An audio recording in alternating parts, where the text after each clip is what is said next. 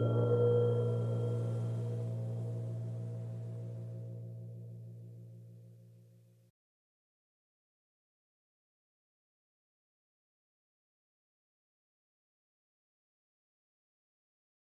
isn't fate. It's too much associated with volition to ever be that. Sometimes there's the idea, I remember I had a student once who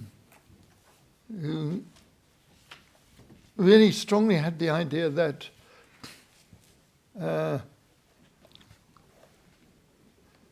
people who had bad things happen to them had bad karma, and therefore they were bad in some sense. That's a totally wrong idea from a Buddhist perspective. I could put it this way to you. If you think of the vastness of the world of conditioned existence, all of us have done everything that you could possibly imagine. You know, don't think that you've never murdered anybody. It's almost certain you have. You imagine something that you wouldn't like to do, you can bet your boots you've done it sometime or other in the past. So none of us can point a finger at anybody else and say, you're a bad person, you're worse than I am. What is your criteria, if you like, for that? There's this endless stock of karmic actions and possible results that go back and back, you might say, into the past. Or at least, if you don't want to use the idea of them going back and back into the past, they're there in some sense already, simply because all of us have the potential to do anything. It might be it's an uncomfortable thought in some ways.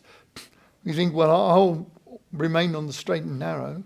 I won't do extremely bad things. But you know, there's always this uncertainty. You can't actually tell.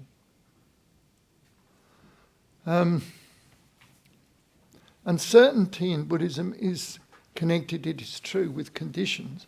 Conditions narrow the possibilities. So maybe you can't do all the negative things that are possible, or all the positive things that are possible for that matter. But within a range, which might be more or less limited depending on the individuals, what happens in there is somewhat random. So there's a mixture of randomness and conditionality as regards people's response. People sometimes feel, well, Buddhism shouldn't have random elements in it somehow. But it does. And actually that's the nature of the world. You think of it from a scientific aspect. There's always a random element in anything that happens. You can't be avoided. You can't have everything nailed down into complete certainty, because that would just become determinism. But you can't have complete, as it were, freedom, because then, you know, anything would be possible. And none of that makes any sense, because, you know, maybe I could just walk on the moon if I chose. But we know that can't happen. So we know there are some kinds of conditions to prevent me doing certain things. So it's always conditions plus a random element. Those two things work together. So there is this vast mass of possible actions and possible results that you could do. It's like almost that you carry that seething mass of possibilities around with you all the time.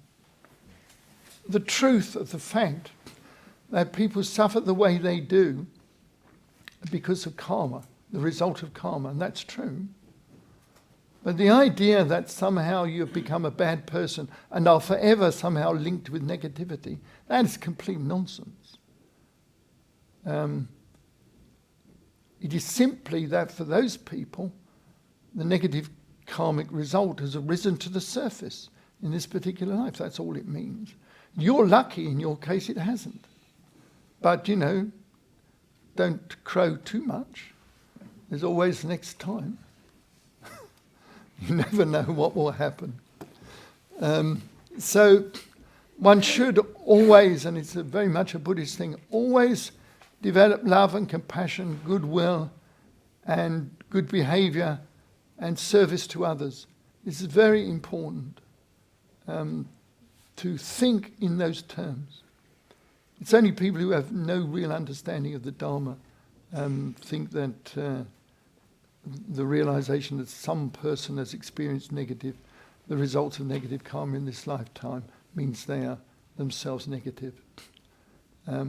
It's extremely wrong view, in fact.